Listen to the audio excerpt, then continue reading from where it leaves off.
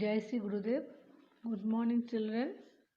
So, in previous class, I had started the lesson Unit 10, the prince and the pauper. In that lesson, in that day, I had taught you page number 80, 81, 82, and 83. And today, I will go to start the lesson, that same lesson, 84 pages, scene 4. Page number 84, open children. Scene 4. This is the story of a beggar boy and the prince, those who are demanding to change to each other. Let's get started. Tom suddenly stops outside the gates of the palace garden and is confused. Where am I? I have never seen a place to see so clean. Guard 1. Who are you? Why are you here? Go away. Tom. Who lives here? Guard 1. This is the palace. King Henry VIII and Prince Edward live here. Now go. Tom. Prince? A real prince? Can I see him? Tom tries to enter. Guard 1 catches hold of him and raises his hand to push him. Prince Edward, who is sitting in the garden, hears the voice and is curious. He goes near the gate. Guard 2 tries to block Edward from seeing what is happening. Edward, don't hit him. Who are you? Suddenly, the two boys face each other and are surprised. Tom and Edward together. It is a small boy, just like me, Edward. Guards, let him in. Guards, shocked. But we cannot. What if he kills you? Edward, I am the prince. I command you to let the boy in. One of you go in and get some food. Don't forget the pastries. They, they allow Tom to enter. The guards run in get food. Edward. I am Edward. I am the prince. This garden was built for me by my father, the king. Who are you? Tom. I am Tom Canty. I am a beggar. This garden is like the stories in the books I read. You could sit here all the day and read. So, children, in this scene, they both meet to each other. One boy, Tom Canty, who was standing near the gate, but the guards are not ready to allow to him inside the palace. But he was more curious to see the palace because he didn't see the palace, this type place before. And inside the garden, the prince was observing. Edward was observing what was happening in gate, and he wanted to go there, but the guard was stopped him. You should not go, prince, because maybe he might be kill you. But the prince was not ready to listen. He was wanted to meet with Tom Canty, who was the boy standing near the gate. So after he had given permission to the guard to allow to him inside the palace, and both had started discussion about their matter. I had seen, I had read in book about palace, but I didn't see. Like that only they started. Next, page number 85. Edward, my guards have torn your coat.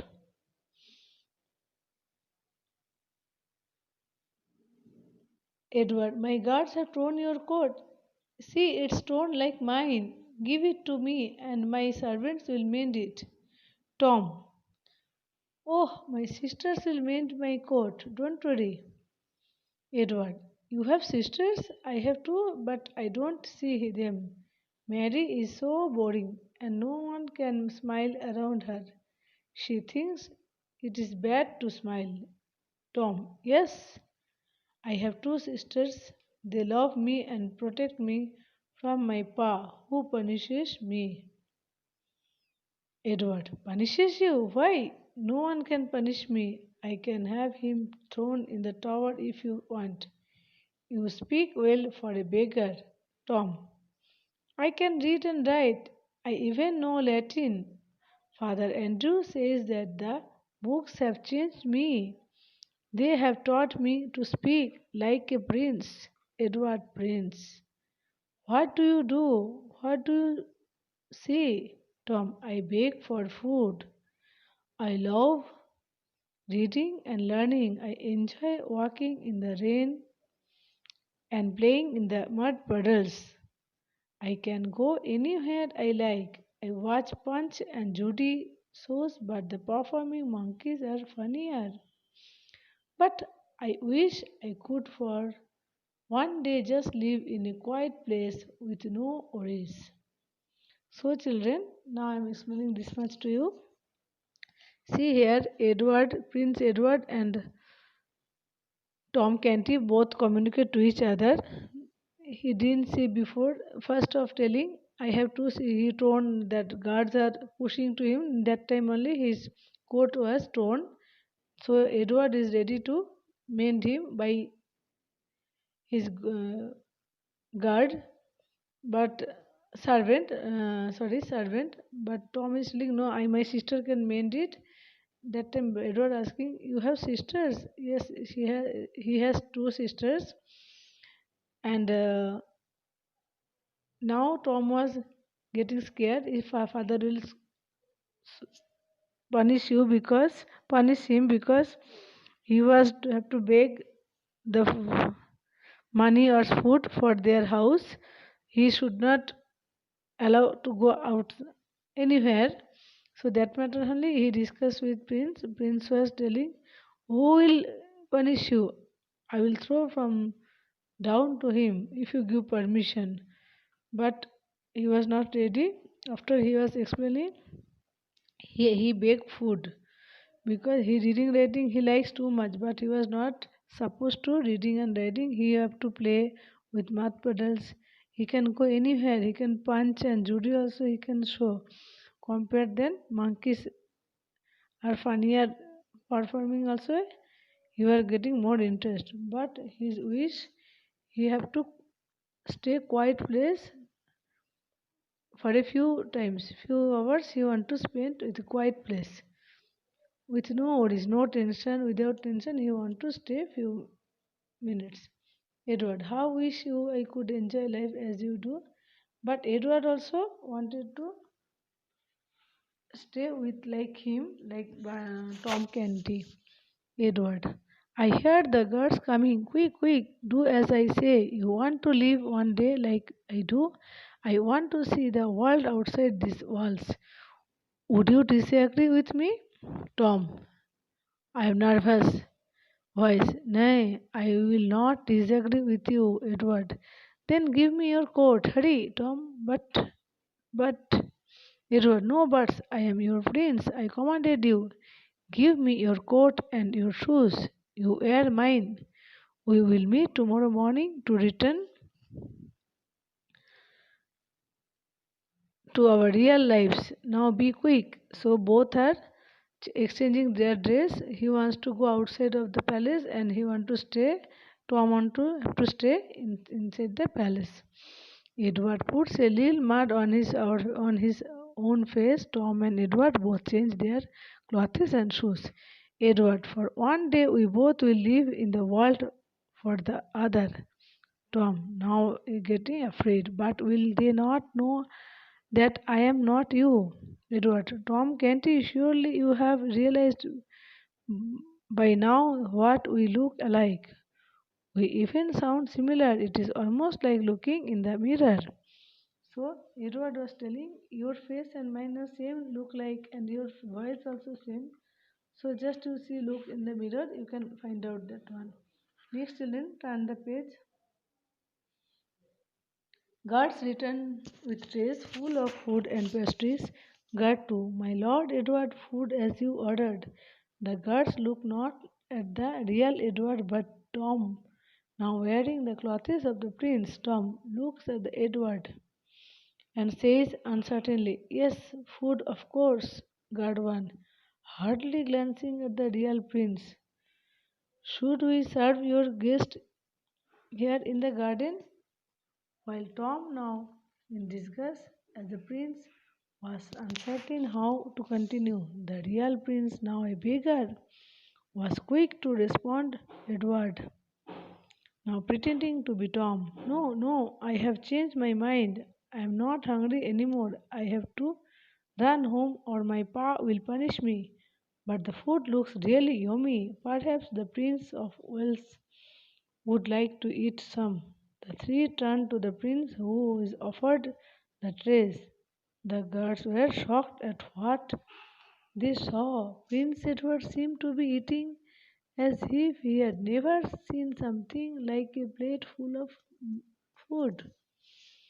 So the guards also shocked about them. They had exchanged the food because he was beggar, he would want food. But now he was wearing the prince dress. He couldn't eat. But the Prince Edward he was offering, "Okay, you are prince now, you have to eat. So now I am going to my home, otherwise my pa will punish me." Next line, page number 87. "Edward, whom the prince told me to ask you to open the gates so that I could go." Edward, turning to Tom, who is busy eating the pastries now. "Prince, Prince." Tom, "Oh, yeah, open the gates. I commanded it." The guards bow down and open the gate to let Edward leave and the palace garden. As the real Edward goes out, the two boys look at each other. Lord Chancellor and Lady Fleming enter the garden from the other side. Lord Chancellor, "Prince Edward, there you are. We have been looking for you everywhere. Your father is ready to see you." Lady Fleming, a little shocked at Edward's manners. "Are you feeling all right?" Puts her hand on his forehead. Tom, looking at the little unsure. "Oh, yes, Lady Fleming. Come, you need to see your father." To everyone shocked, the prince, while getting to up stuffed in his pockets with the food, as if he would never again get any food. Lord Chancellor turns to the guards and asks in a worried tone, "What is wrong with the prince? He stuffed his pocket with food. You were the last ones to see him well." His father, the king, always insisted on good manners, and here is the stuffing his pockets. Lady Fleming, I heard the prince say that he stored the food for later. What can be wrong with him? How strange! Has he gone mad? Lord Chancellor and Lady Fleming, turning to the guards, "Do you know anything about this?" Guards, "Shh, no, no, we don't. Perhaps it was chicken legs that it ate and Lord Chancellor, chicken legs." Guard 2, "I thought they smelled funny." Lady Fleming, "Oh my good lord, I knew this day was coming. Prince Edward was finally fallen ill. He never gave an ear to me, and now look what has happened to him. What will become of us? What will we tell the king and the people?" Adapted from the novel The Prince and the Pauper by Mark Twain. So after that, what happened? They extend to her whenever their the Prince Edward attendant had came to meet with him. They also shocked about the behavior because he is not a prince. His behavior looks changed. So they are how to what they will tell the king. They are worried. So this is the story adapted from novel The Prince and the Pauper Children by